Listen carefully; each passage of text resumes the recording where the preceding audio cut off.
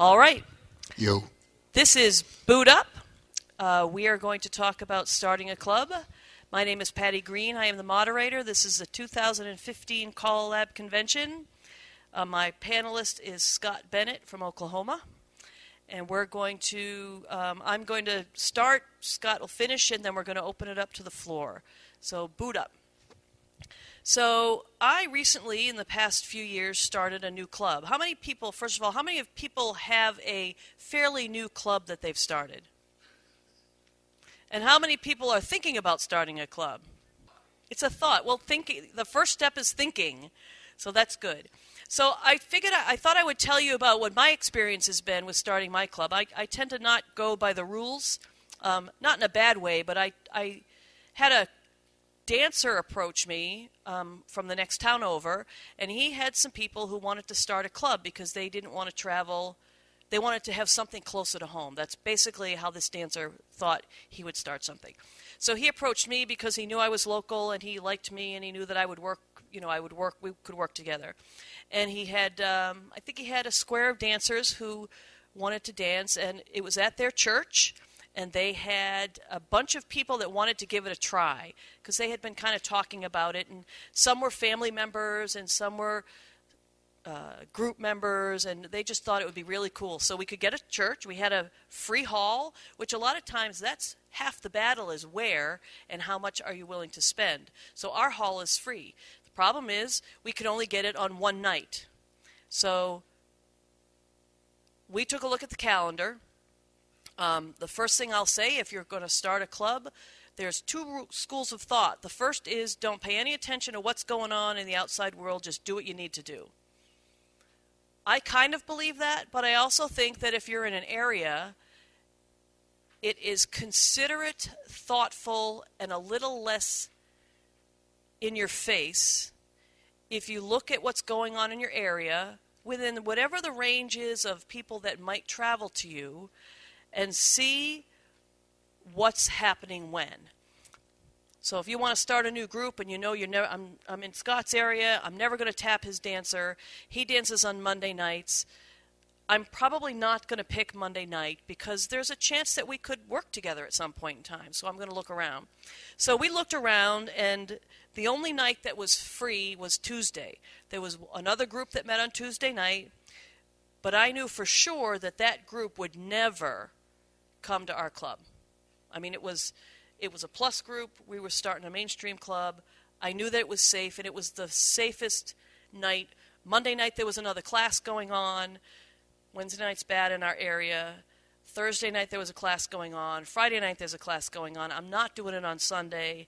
I don't want to do it on Saturday because people have lives. So we picked Tuesday.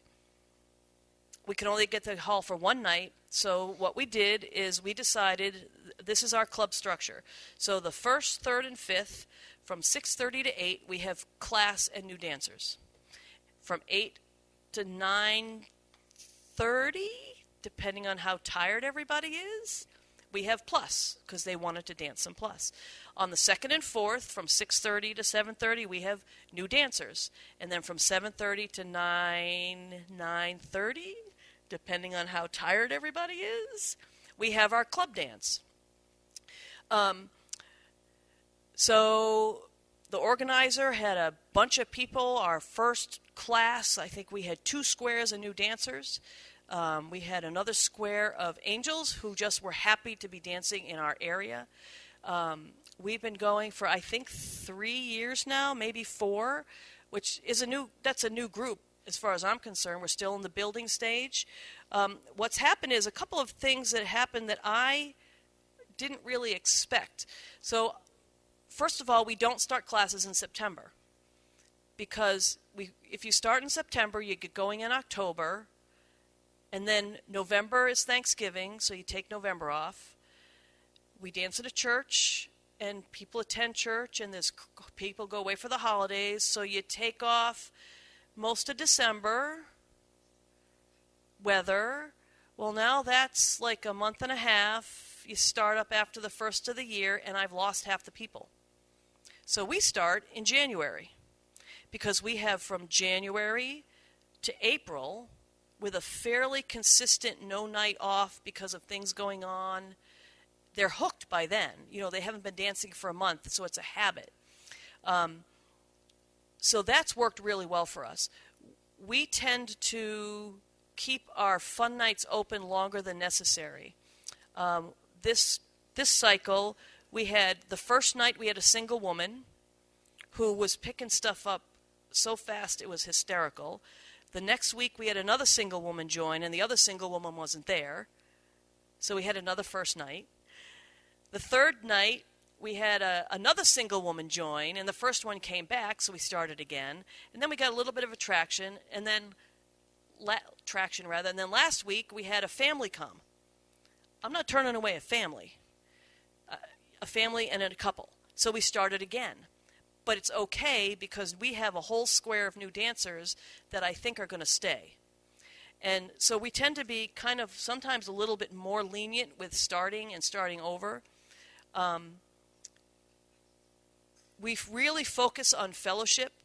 So the best side effect of having class and club on the same night is once our new dancers have enough calls so that it feels like square dancing to our experienced dancers, which when I teach is after the first night.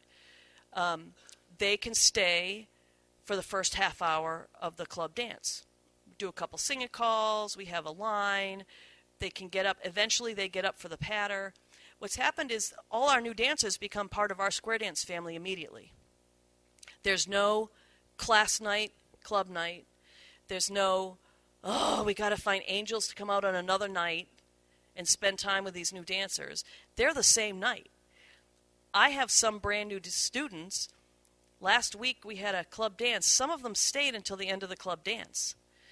When we have class night at 8 o'clock, some leave because they've got things to do. Some of our students stay through the Plus workshop. They can't dance, but they're socializing and they have a snack and people are talking to them. And for us, that has really been what's kind of set us apart from some of the other clubs in the area, because we're really working on, when it comes time for graduation, they're already members of our club. It felt weird to have the graduation the first time because we didn't have to introduce them to the club. So we had a crossover, like scouts. I felt like doing a bridge and having them walk over, but that would be way too much. That would have been way too much work. But they would have thought it was funny. So just a couple of things, look at the calendar. See what's around. What are you going to conflict against? It's not like you can have 5 clubs in a city that dance on Saturday night and everybody's got 10 squares because there's that many dancers in the area. You got to kind of work together. The dance location. We got lucky. We can dance at this church for free. If the church is available, we can get it on a Saturday if we want to have a workshop. It's a great wooden floor. It's a perfect size for what we do. The pastor comes over every Tuesday night. I still haven't convinced him to dance, but he's like part of our square dance family. So we're kind of trying to get in that way. One group I taught for, they danced 1 week. Actually, they danced all the time in a nursing home. Now, before you say, that's so bad for our activity, they danced in a nursing home, they had a beautiful wooden dance floor. Beautiful. It could hold 6 squares. We weren't recruiting, but for us it was community service because the residents came down and watched us dance. They watched our lessons every night. And we got paid $50. Because we were entertainment. They didn't care what we did. And they graduated, and I gave, every session, I gave carnations to our family members because they were like parents, and they didn't remember from week to week because a lot of them had Alzheimer's problems. But it was so funny because they'd pick somebody. So I'm going to watch you this time, and they'd be rooting for this person. They go, oh, no, go the other way. They don't know what, it was just the cutest thing, but it was kind of a community service because we were providing something. We got paid for a hall with a wooden floor. We could do whatever we wanted. I thought it was pretty cool. So what's your dress code? These are just things to think about. Wear casual. We welcome square dance attire, but if you're driving through and you've been on the road for 15 hours and you feel like stopping by, we will not make a face when you walk in that door. You will be welcomed with whatever you're wearing. I think that's very important. How are you going to handle singles? You know, there's a lot of things if you're starting a group you have got to talk about before your first dancer comes in so it's clear what you're going to do. We don't mind singles. Right now we have 5 single women. One's a mother and 2 teenage daughters. Mom is dancing with one of the daughters. One of the single women found a date, which was very cute last week, and he came, and we just make it work. I also encourage my women to learn the man's part, because I don't think there's anything wrong with a woman dancing the other side. There's a handful of calls that are gender dependent. And if you're there looking for a mate, that's different. But if you're there to dance, who cares what side you dance on, so long as you're filling in a square and you're having a good time. Again, you know, when are you going to start your classes?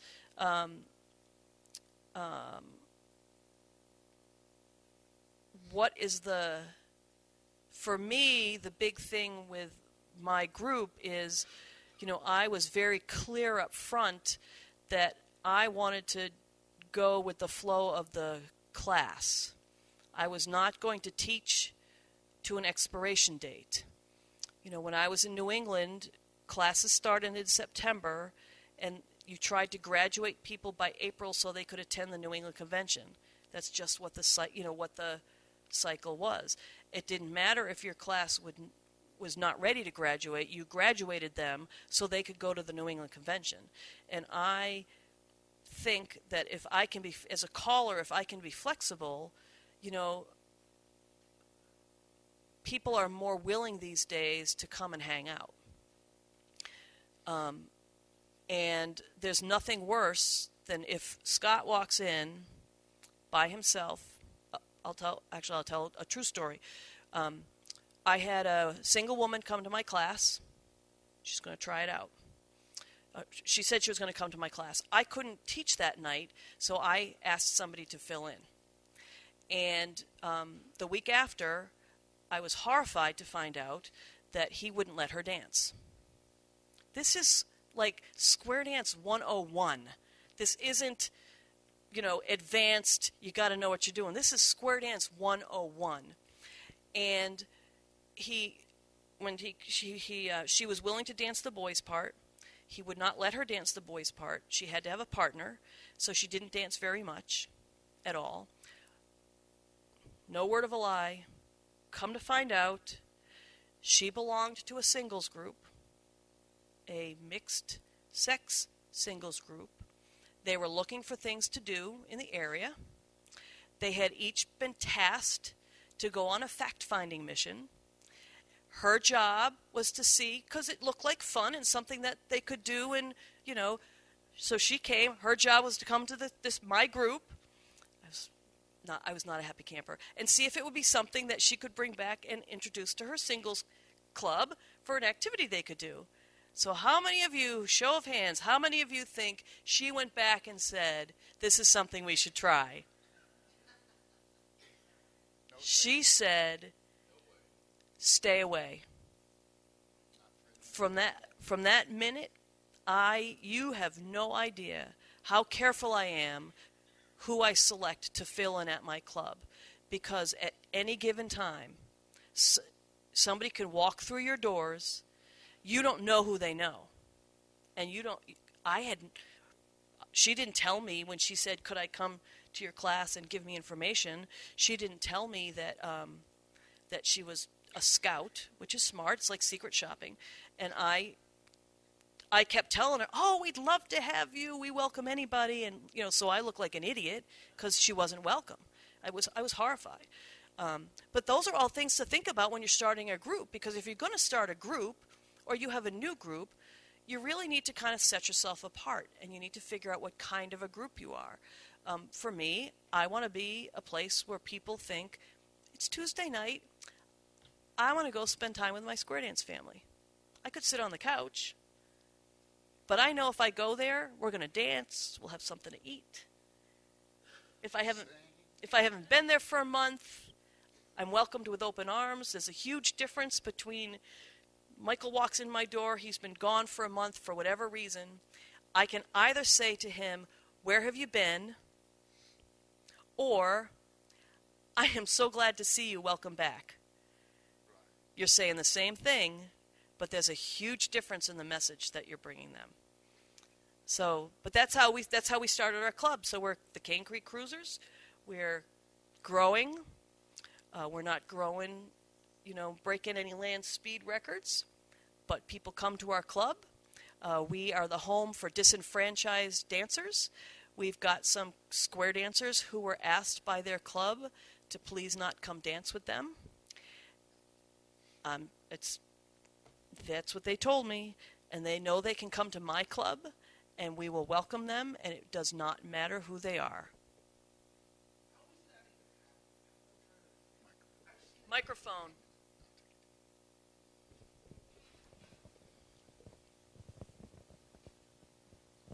State your name and your state. Scott Brown, Pennsylvania.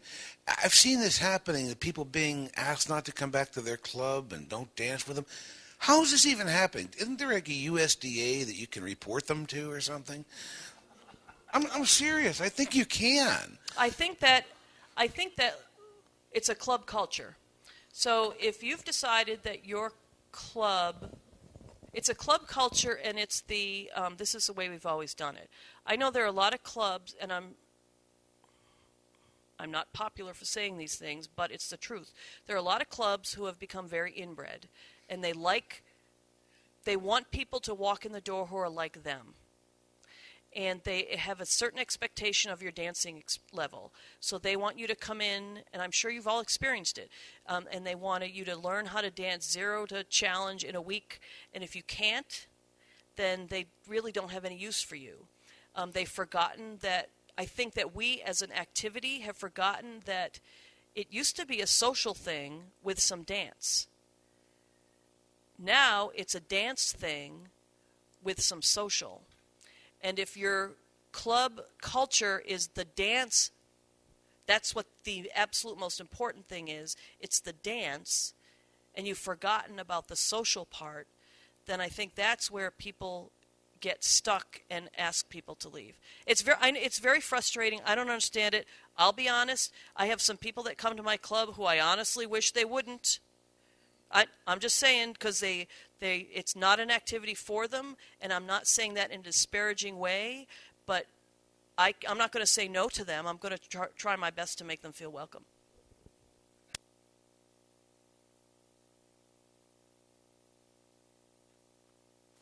Microphone.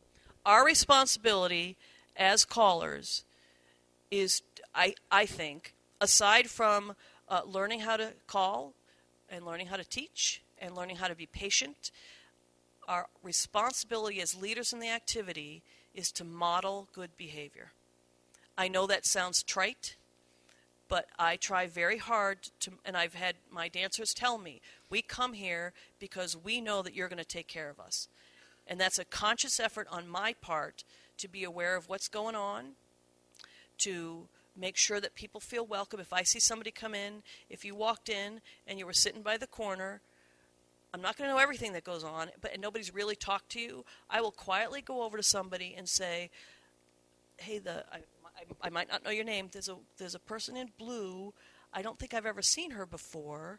Let's, make sure that, and my club, they'll come talk to you.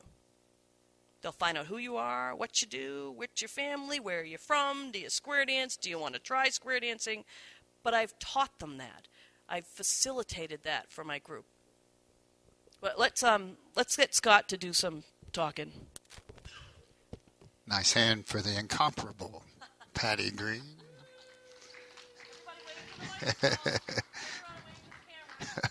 So, when they asked me to do this panel, the first thing I thought was, I don't know anything about this. I've not really been involved in starting a new group and making that kind of thing happen. However, I've been in activity for a long time, so I thought to myself, I said, self, what would you do? So I sat down and made myself some bullet points. I made some talking points, things that I think that would be important to me. Can you guys hear okay in the back? Okay. So anyway, the first thing I thought, who's in charge? You know, Patty took the love way of looking at things, because that's Patty. That's why they pair us up together, because she's sweet and I'm sour. I think from business things, I think I need to know who's in charge. I need to know what's going on. That's the way I think about things. I don't want to walk in and not know. Make sense? So the first thing I want to know, am I in charge? Is it a CALLERLAB club? Am I in charge of running things? The next thing, there might be a board. Perhaps you're going to have a club with a board. You need to get those things straight so that you know who's in charge. If the board's in charge, be aware. Be aware that, you know, they may decide tomorrow they don't want you anymore. We've had things like that happen, you know, and if you're not clear in the beginning, I think that's a pretty big point. So I started with that. The next thing I looked at was, what level of dance? What am I going to call? Am I calling mainstream, basic? That'd be what I'd pick, probably even basic, club level 50, something like that. I would get them in, get them dancing, and get them going. That's the way I would look at it if I were starting a club. Perhaps maybe you want to do challenge, but you need to be aware, what is it that you're doing? Get that straight. Format, are you going to have lines, rounds, two-stepping? I don't know. Swing dancing. I'm good with whatever. Then the next thing I think about is, where am I going to dance? Patty touched on some things like that. I'd think about the location of the venue. Where is it that I'm going to dance? Is it in a bad part of town? Is it a decent part of town? Look at the parking. Think about things like that you may not even think about. We had a place in Oklahoma City that we used to dance that was just horrible. It was a great hall, but they had horrible parking, and they didn't have good lighting. People were afraid to leave their cars and then go back to their cars at night. Does that kind of make sense a little bit? So things like that. I look at the size. Perhaps I'm going to have how shall I say this, a 2-square dance in a 10-square hall. Heard somebody call that, you know, like a BB in a boxcar. You know, that kind of feeling. You know, you want a more intimate setting if you're going to have a smaller group. If you're going to have a larger group, you got to make sure you have a hall that'll fit them. You may not know that right at first. Let's see, cooling. Boy, we talked about cooling when all this thing started. If you can't keep the temperature right, you're not going to make people happy. You know, I'm hot-natured. You're just hot. So then we move on, you know, cooling. You got to be able to keep the place cool. You got to be able to make that when people are moving and dancing and talking, and I'm up there calling and blowing all that hot air. I mean, we got to be sure it's cool. Acoustics. I mean, if you don't think about acoustics, you're shooting yourself in the foot, because the very first thing is you got to be heard. They can't dance if they can't hear you. And I tell you, I've been in some reverberant halls that were just so horrible. They should have never picked that place. You know, it was just way too bad. The next thing I'd think about is the floor. This would be an awesome place to have a square dance. This floor is, I forgot to tell you, I'm a little sarcastic. A lot of people don't catch that. But this floor covering here would not be good for square dancing. I wouldn't pick this. This wouldn't be something I'd go after. I'd be looking for something that you could actually move your feet to. Make sense a little? No, you don't want to do that. Price. You spoke about price. She was able to get a hall for free. In fact, they even paid them to come dance. What a deal that would be. I know areas are getting more and more expensive. There was a place I was talking to the other night, and it was about a 12-square hall. They were paying $300 a time to dance. I can't imagine that they could ever make any money. You know, they can't even break even. Yeah, just ridiculous. And then the last big bullet point that I have for you is, where am I going to get people? I got to get people. If this is a brand new thing in a brand new location, I don't have anybody. I got to start from something. And the first thing I think of is dance parties, whatever we're calling those now. We used to call them one-night stands, didn't we? Yeah, that's not real good. That sounds like something else. Dance parties. So you go have dance parties, and you get people excited and enthusiastic. You go to the churches and you in different places like that, and you go do this real robust thing that makes them just go, wow. And then you get them in some kind of, hopefully a short class, and get them dancing. Something like Patty was talking about, where you incorporate them quickly. Because as soon as they get to that feeling of family and being part of the thing, the quicker they're gonna stick. They're gonna be part of your thing. Advertising of some sort, outdoing demos. I can't tell you In my experience in square dancing, when I first got into the square dance activity, we did demos every single weekend. Every single weekend, I assure you, I was calling somewhere. And I was a new caller. I started calling at 17, and I was a new caller, and everywhere I went, every weekend, I was calling a demo somewhere. Some party, something, the bank was having an open, or somebody's little town had a fair or whatever. We square dance demoed everywhere. And we had a lot of people. Now, I'm not saying those two things necessarily go together, but I guarantee you most places aren't probably doing demos like they used to, and our numbers are definitely down. If they don't know we're out there, how are they ever going to come see you? Make a little sense? So anyway, demos, I kind of have a personal feeling about demos. I think that we should be targeting a particular group. We should be after a particular age group that we need to get to come in. We should be targeting them, perhaps the music that we use. Patty talked about clothing. Perhaps we need to have a mix of that clothing, some traditional, some ladies in long skirts, maybe some ladies in slacks, that mix so that they can see maybe everybody's welcome. So anyway, I'm getting closer to being through, and then me and Patty will do a little dance for you. Some other things to consider, maybe like ABC program, or CDP, our community dance program. Meetup. Somebody mentioned Meetup to me before, and I thought, wow, that's kind of a neat idea. You could use Meetup. You could send some information around that so that people could use social media of some kind, to get people involved, to get them to know what you got going on. They can't come check it out if they don't know. And the last bullet point thing that I had on here was I said, steal them. And then I put that struck through, because I'm saying that sarcastically. You don't want to just go out and steal people, but that's what winds up happening. People start a new group and they go out and they say, hey, Haraway, come to my club, come over here, Mike, come over, Patty, come dance with me. We get in the habit of stealing people instead of going out and get new people. That's something that I have to be careful of because I found that we're getting a lot of people who graduated from other classes that come to my club, and they join our club.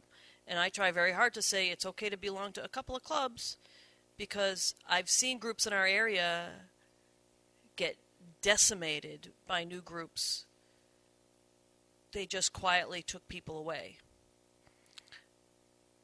And that's not, I don't think that's right. I mean, the dancers are going to vote with their feet. Dancers are going to vote with their feet. They're going to go where they're comfortable, and they're going to go where they're happy. If my dancers are leaving, I need to look at what I'm doing. Because I'm the one at the microphone, and I'm the one, even though the board members are driving the bus maybe, the person at the microphone is the one that sets the tone. So if my dancers are leaving, if Scott's walking out the door and he's never going to come back to my club again, ever, I need to figure out, whether it's publicly or privately, what am I doing that's causing people to leave and not causing them to stay, and adjust. Anyways, does anybody have any particular questions about starting a group, or how can we best help you? We've kind of given their you own experiences, perhaps. We've probably given you some food for thought, but how can we best help you? Because it's kind of that's what we're here for. We're here to help you.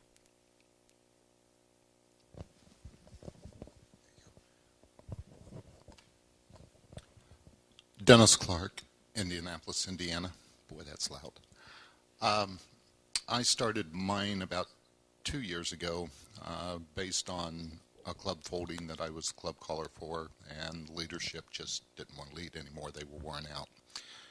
And I wanted to provide them a place to dance, so started my own, going through growing pains like you are with yours. And been blessed with being able to have inexpensive places to dance. So one of my problems is what I do, because I want to keep that social aspect with it. But I want it to be a dance also. What do you do on the side of refreshments, drinks, things like that? Because I am finding that to be more and more expense on my side to keep that part of it running, because I've got a very small membership base who are also trying to do that and becoming more and more of an expense for them.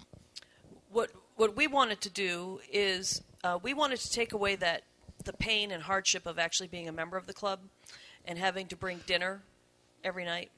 So we provide water. There's a coffee. We're at a church. There's a coffee pot. We provide some soft drinks, just cans. We have minimal snacks most of the times because it's, some pretzels or a cookie or grapes or something, just because that's just considerate. I don't want somebody to have a diabetic attack and need a piece of food and not have a cracker there. On special dances, we ask people to bring whatever they want. We don't require. And our snacks are open all night. We do not shut down in the middle of a dance, have a dinner break, and then not be able to get anybody else up. So that's one thing that we do. The other thing is, we really encourage people talking. We're real good about talking to people. I was just going to make I'm Sue White. I'm from Arkansas. I was going to make a comment about bringing food. We have a Caller Run Club, and in our Welcome to Diamond Squares, it says that we provide water, coffee, and tea, and that dancers are welcome to bring snacks if they like. Food always shows up. And I did have a question for Patty. Somebody was talking about how is the club going to be organized. How is your club run? Who runs your club? Is it a caller run club? Do you have a board run club? Is it? I was going to say something smart, but this is being recorded. We have a board. I just have one comment about a board. I belong to a club. I called for a club that had a big board because that's the way it was always done. They were going to fold. They didn't have very many people. Nobody wanted to take office. There was probably 30 people in the club, which was a good amount for them, and they were struggling with getting board members. Well, what do you need if you're just starting out? What do you need for a board? You need a president.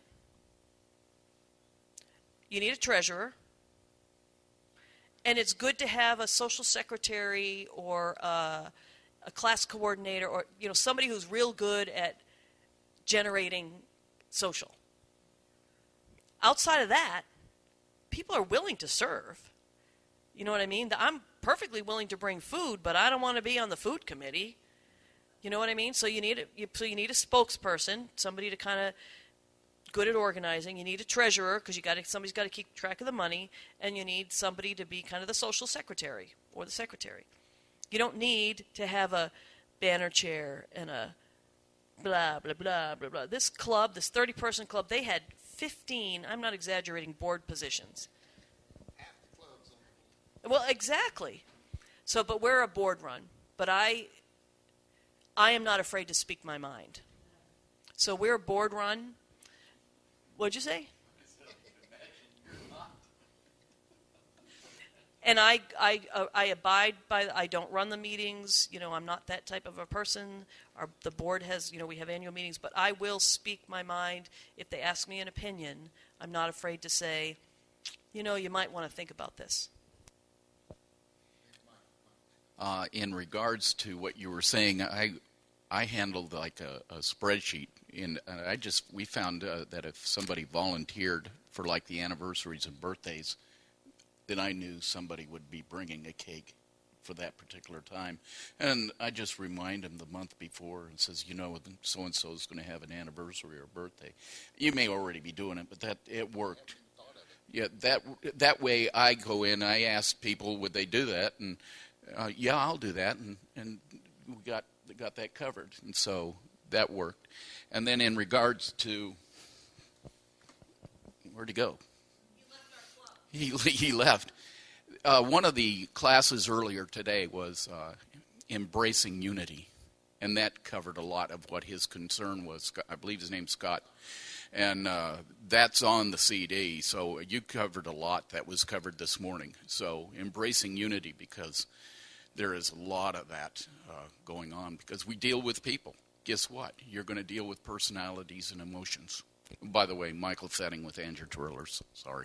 Well, and the reality is today's world is very electronic. You know, it sounds strange, but I know you all do it, socialize by Facebook, so I keep in touch with people.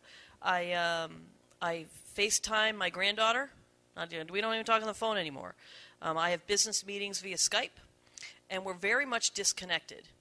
And when we started our club, we wanted to be someplace where people could come and have human contact. In order to do that, we have to embrace that whole diversity. You know, we have somebody that's got a dog that senses when she has heart issues, and she doesn't dance very well, but she loves coming to our club. And if she's in a square, I know I'm not teaching anything that square, but that's okay.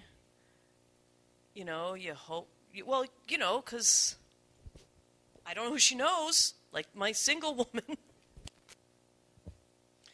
Okay, my name is Aaron Goodman. I'm from Mississauga, Canada.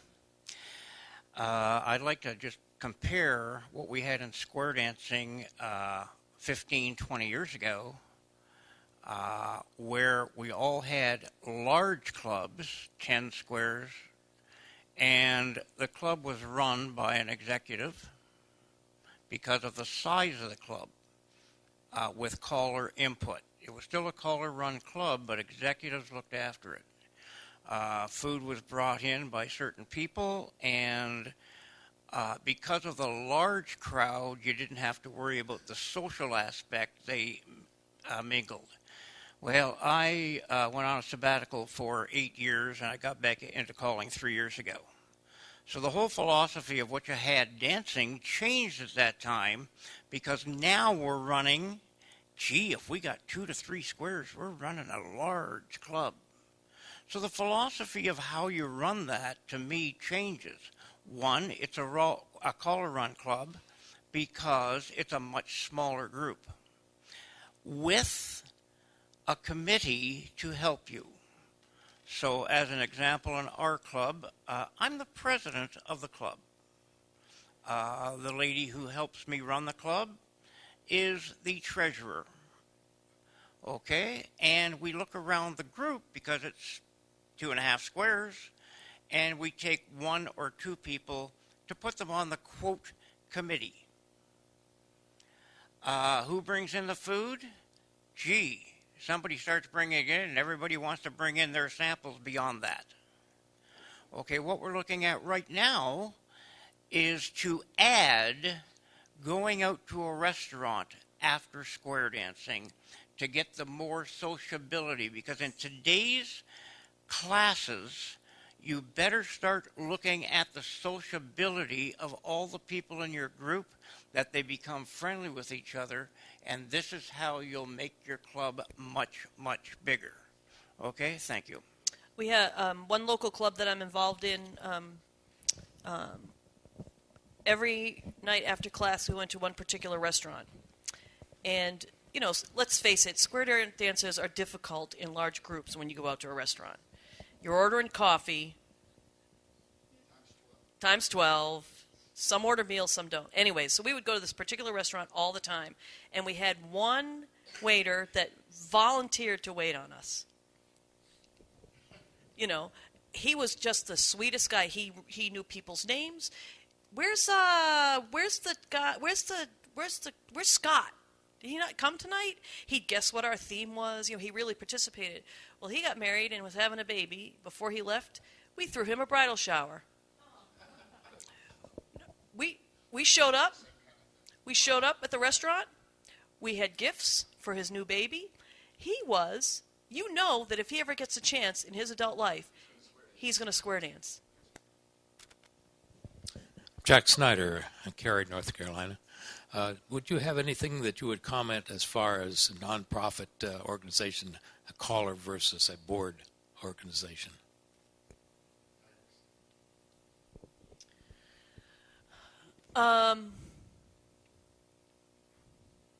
I think that we're nonprofit. We're kind of a volunteer organization. I think that in North Carolina, I think the NC Federation has information about that, and USDA I think has information about that.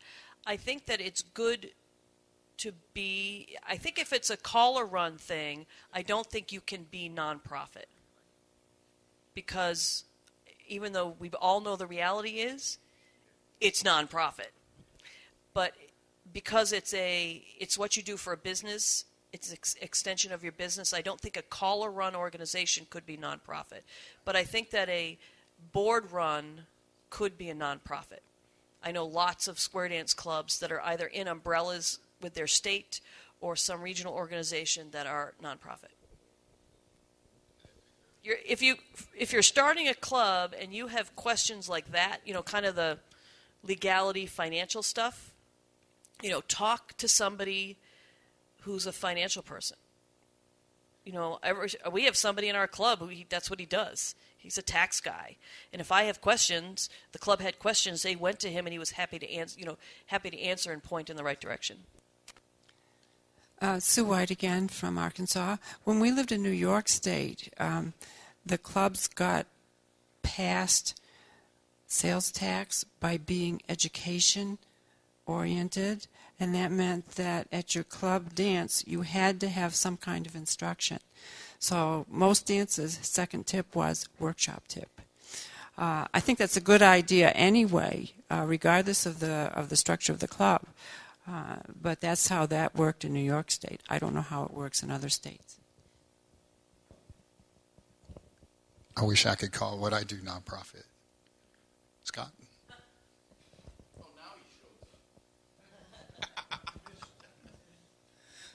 Thanks.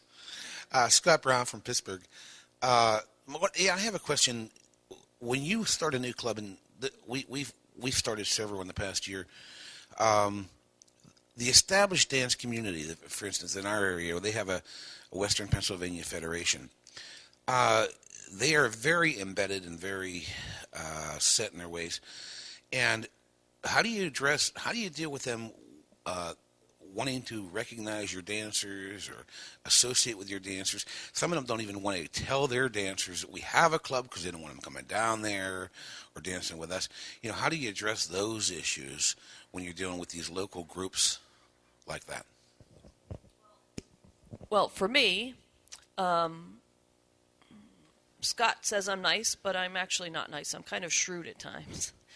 But I made sure when we were starting this club that we were not directly competing or what could be perceived as competing with the clubs in the area. I make sure, and I know that nobody is because every group is different. I make sure that that we let people know we're there, try and be welcoming. Not a lot of people come down to our club because they think it's far away, and it's actually not. We're just kind of out in the middle of nowhere.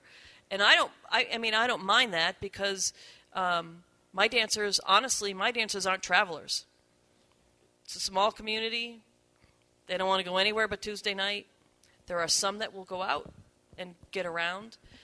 It's kind of a delicate balance because I know that square dance clubs can get very territorial, especially if you're trying to do something new. And there's a school of thought that you just do what you do and you just don't make a big deal. See, my husband worries about that, but I don't care that there are people that won't come to my club because I'm going to do what I think is right for the people who've been put in my path, and eventually, maybe we'll have a 10 square dance eventually if people come down. We make sure we advertise. We make sure that we're in the Metrolina email thing. Our club's there. We make sure all that. We cross all the T's. We show up. We participate in hospice. We have a hospice charity in North Carolina. We deliberately don't be argumentative, and we're not belligerent. We try very hard to. That's what I said. We're trying to model good behavior. Somebody comes to my club, it doesn't matter if you're from a club and I think you're going to be stealing my dances away. That's not my first thought. My first thought is, hey, thanks for coming. Come and hang out with us. Now, that being said, I know that there are clubs that have problem with new groups that spring up. And my observation has been most of the problem has been because the new groups have tried to poach dancers off the old groups. And that's just annoying. Even for somebody who's nice, that's annoying. That you was know, the tongue-in-cheek Steelum comment. Yeah, I know, but it's true. Hey, Mike. Hey, Scott. I'm starting a new group down in Waxhaw. Don't tell anybody, but I'd really like you to come dance with me. I have heard people say that to people, and it's like plus dancers that come to your basic class, and they say, "Hey, when you're done learning this stuff, I have some really fun stuff for you to do. Come to my club," which I don't think is right. And they cherry pick them. They don't They take, cher- the, they oh, don't they take cherry the lady pick 'em. that you said They couldn't wouldn't. dance. You know? No, oh, they wouldn't cherry get pick her. them. You know, but it's all about. I think it's about doing the right thing, and it's about being respectful. And I may not agree with. If we're in the same area, I don't particularly like what you're doing.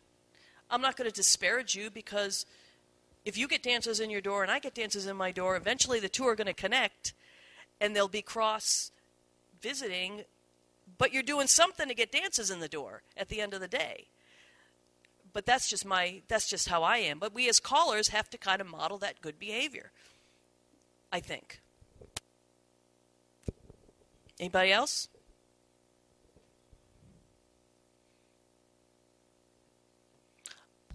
What program do I use? The CALLERLAB program. I teach, well, no, I really do use the CALLERLAB program. We do Mainstream and Plus. But I teach kind of all position, and I teach by definition, which is different in our area, because I don't want my dancers to be handicapped when they go to visit. If they go to anybody in here's club, I want them to be able to dance, and I try not to train them so that they can only dance to me. We graduate them at mainstream-ish. You know, sometimes the club pushes that graduation date, and I'm okay with that because I know my dancers are going to stick around and I can keep teaching them. And I will not allow them to dance plus. We have a really good plus class this time, but I very much discourage until they're comfortable and they can do runs, trades, and circulates, and they don't flinch. Well, that's just what I believe. And we provide, like I said, we provide dancing experiences for the new dancers. So our new dancers are actually dancing with the club on club night. You know, they don't have to sit and wait until they graduate, whatever the level is. But we do mainstream and plus. Yep. Thanks, Bubba. I'm happy to sit. I like that name, Bubba. Bubba Scott made a comment earlier about dance location and parking and all that, which just came to mind again for some reason. My primary location for dances holds, if everybody dances in the area that they're supposed to dance in, holds 4 squares, if tightly. When we have special dances, we move to a different location that holds about 8 squares, which we have not had any problem with. However, the parking, let me get the right word, stinks.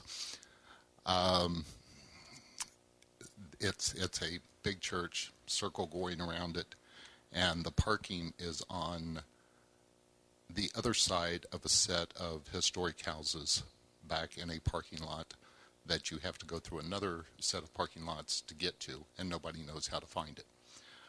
However, for these special dances, the people don't mind doing that.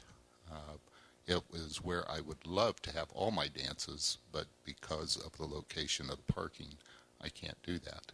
So I just wanted to bring that up again to re-emphasize that when you're looking at a place to dance, the price might be excellent, which this one is. It is $25 a night.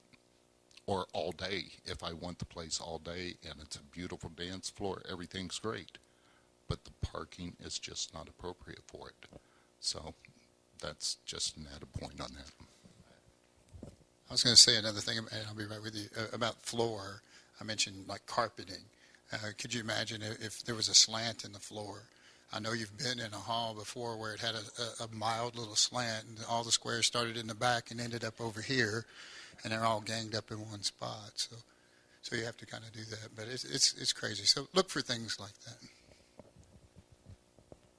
I'm Sandy Driscoll from Minnesota, and I'm a little confused. I know I keep hearing you say, my dancers, my dancers, my dancers. Well, my husband teaches, but we encourage our dancers. Towards the lessons, all the clubs in our Twin City area have new dances. We encourage them to go out to other dances. We encourage other people to come to our dances. We don't call them my dancers. There are club dancers, but we don't call them my dancers or anything. And I just wondered, do you encourage your dancers to visit other clubs, or do you want other clubs to visit you? I'll tell you, we are out and about, and people know we're there, and every week we tell our dancers, they're my family. We tell my family where the dances are, and we'll bring you, and we'd love to, go. And when we're out and about, we talk about where we are, and we advertise. We're definitely not an exclusive. I think that, maybe I shouldn't call them my dancers, but they're my family. Yeah. And all the dancers in our area, but, they have a special place. And we try to throw them out into the world. Because I think that makes a better dancer is if they hear other callers. We don't want them to hear just one voice. We want them to hear it all. Correct. That's absolutely correct. And I know we have a caller run club too, and we did it just because people are bringing out being officers. So we started our own club. We do all the work. We bring in the stuff. We have potluck. We call it potluck. Everybody brings more food than we need. And we found out that at the end of the dance, everybody stays and helps clean up. So, the officers are nice, but we're doing this for the people because, people have been dancing 20, 30 years. They're tired of doing this, and I've done that and been there and done that. So, it's nice to have a caller run club, but the people are the best because they know they're not responsible. And they like to help you if they're not responsible. And they will help. Where are you from, Minnesota? Minnesota.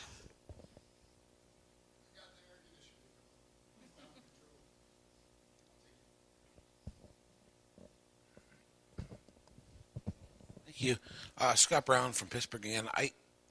The reason I asked this question is we have visitors that come to our club, and a lot of times it's geographically isolated in a lot of ways. For the same way yours is, a lot of people think it's too far to go or whatever. But we do have people who visit our club regularly now from other clubs, and they come there and they have a really good time and they enjoy it. And we encourage them to come back. We thank them for coming out. We really appreciate when they come.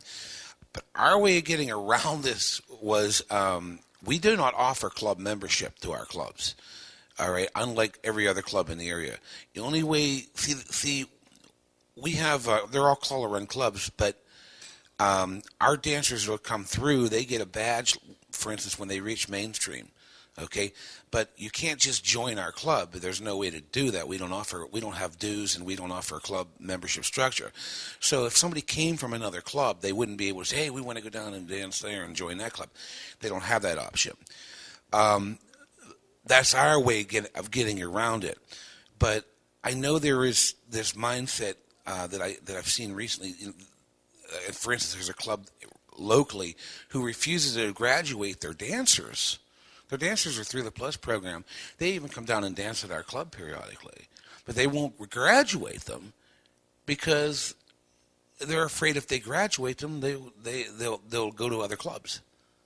That's the kind of mindset that some of these people are in. I don't understand it. I don't know what to do. Do we encourage them to come back? Do we tell them not to come? What do we do? You just be nice to them and invite them to come dance at your club, and you don't worry about what somebody else is doing. It's like you starting your own club. You don't worry about what other people are doing, but the dancers respond, and they help, and they bring food, and they, I think sometimes we think our dancers are stupid. But they vote with their feet. They'll go, if I have a Thursday night available and I'm not doing anything and I want to go out, I can tell you I look very carefully at who's calling where and what club is dancing. And I choose where to go, where I'm going to be welcome, and where for example, I know that I don't have to bring food, but if I want to, I can, and I can set up some chairs if I'm there early because I'll help. But I'm not going to go someplace where if I walk in the door, I get yelled at because, where I just don't want you there. I don't even acknowledge a guest that comes in. Man, guest comes in our door, you are family, and you are talked to, and you wish that people would leave you alone. Dennis Clark, Indiana again. There's been a couple of comments about membership, and I had made the comment earlier about the members that belong to my club, and I just wanted to clarify something. When I started it, I wasn't going to have members of the club. Those who wanted to be a part of the club, I was going to give them badges. But because of the Dancers Association, in order for me to advertise with the Dancers Association in Indiana, I had to have the people, in order for me to be a part of the Dancers Association, I had to have a roster of club members. So the way I did it was the membership dues with the fee that they pay to come in the door. By the end of the year, their balance is zero on the membership dues. So it all balances out.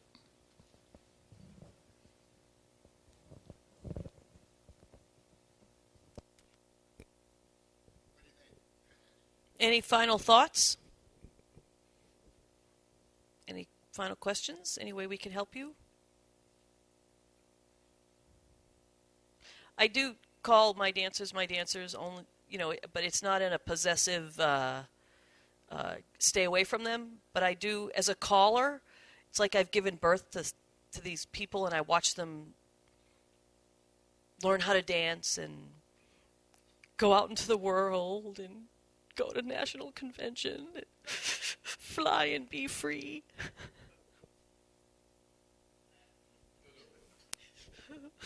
It's like having children all over again.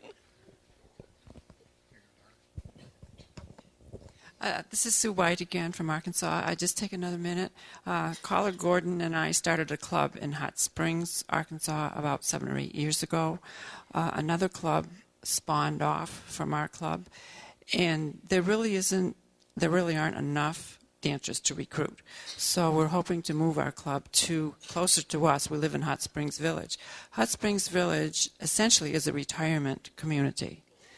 There are about 175 clubs that the residents could join.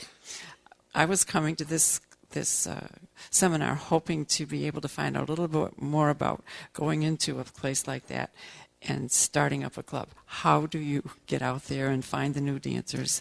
And I know all about trying to find a venue. We're still working on that. There's a local club in our area that dances at Sun City, which is a pretty big retirement community. And I know the first time I went, I laughed at all of the white notebooks in the community house with all the different clubs that people could be a part of. And they advertise. They hold their dances sometime in the summer. They hold it in the pavilion where people walking by can see it. They also have it in the ballroom, which is their community center, which everybody goes to, and down in the aerobics room. So they're pretty visible.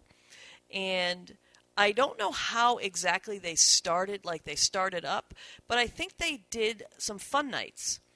So they had in community, when it started, outsiders, talk about, us and them, outsiders couldn't come into the community.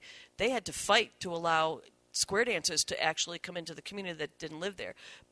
But they did fun nights. So they would have a fall festival and have no experience necessary square dancing and maybe an ice cream social.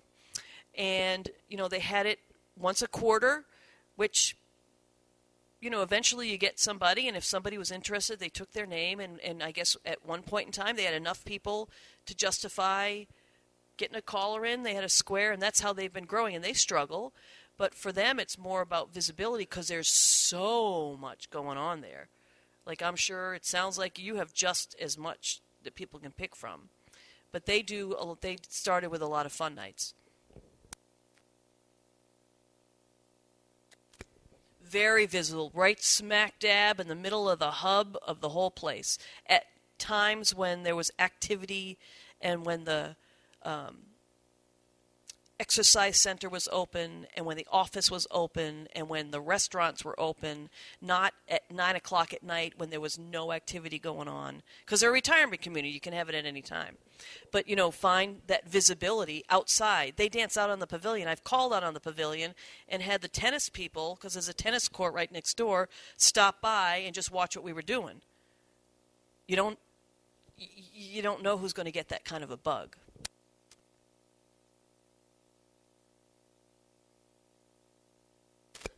Ready? That's a different show. Well, thank you for coming. Have a good last session. We'll see you at dinner. Bring your appetite. Good luck. You guys we'll were awesome. See you later. Nice hand for Patty Greene specifically. Didn't she do a good Scott job? Bennett. She's so cute.